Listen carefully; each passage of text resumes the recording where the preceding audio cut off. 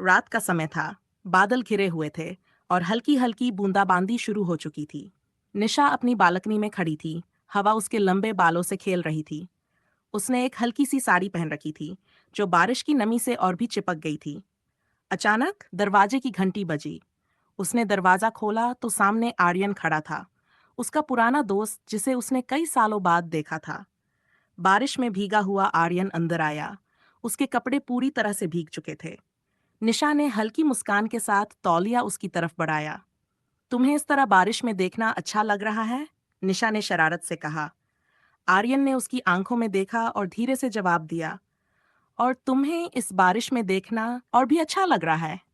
बिजली चमकी और उसी रोशनी में दोनों की आंखें मिलीं, जैसे कोई अनकही कहानी शुरू होने वाली थी। निशा ने धीरे से उसकी शर्ट पकड़कर कहा, अगर तुम चाहो तो कपड़े बदल सकते हो। आर्यन हल्की हंसी के साथ बोला, और अगर मैं न बदलूं तो? निशा ने उसके पास आकर उसके गीले बालों को अपने हाथों से सहलाया। बारिश की बूंदें अब भी उनके शरीर से टकरा रही थीं, लेकिन अब ठंडक के बजाय कुछ और ही गर्मी महसूस हो रही थी। गर्म बारिश की रात। निशा के हाथों का स्पर्श आर्यन के दिल की धड़कनें बढ़ा रहा था। बारिश की हल्की बूंदें उनके चेहरे पर गिर रही थीं, लेकिन अब सर्दी नहीं लग रही थी, बल्कि एक अजीब सी गर्माहट पूरे माहौल में घुल गई थी। आर्यन ने धीरे से निशा की कमर पर हाथ रखा। उसकी भीगी हुई साड़ी बदन से चिपक चुकी थी, जिससे उसकी हल्की थरथराहट साफ महसूस हो रही थी। निशा ने अपनी लंबी पलकें झुका लीं, लेकिन उसकी सांसों की तेजी आर्यन को साफ सुनाई दे रही थी। अगर मैं कहूं कि मुझे ठंड लग रही है, आर्यन ने धीरे से कहा। उसकी आंखों में शरारत थी। निशा ने हल्का सा मुस्कुराते हुए कहा, तो क्या करोगे? आर्यन ने एक कदम आगे बढ़ाया। उनके शरीर अब इतने करीब थे कि दोनों की सांसें एक दूसरे को छू रही थीं। निशा के हाथ आर्यन की भीगी शर्ट के बटन खोलने लगे।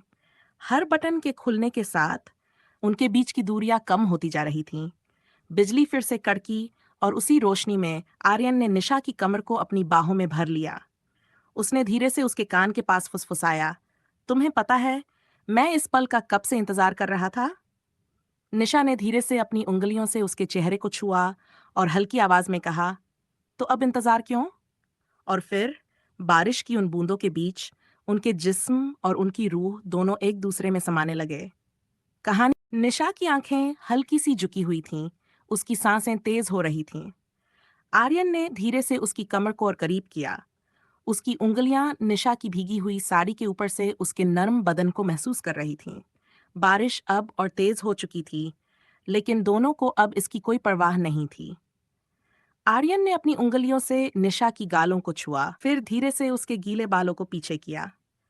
उसकी आंखों में एक गहरी ख्वाहिश थी, जिसे निशा भी बखूबी समझ रही थी। उसने खुद को आर्यन के और करीब कर लिया।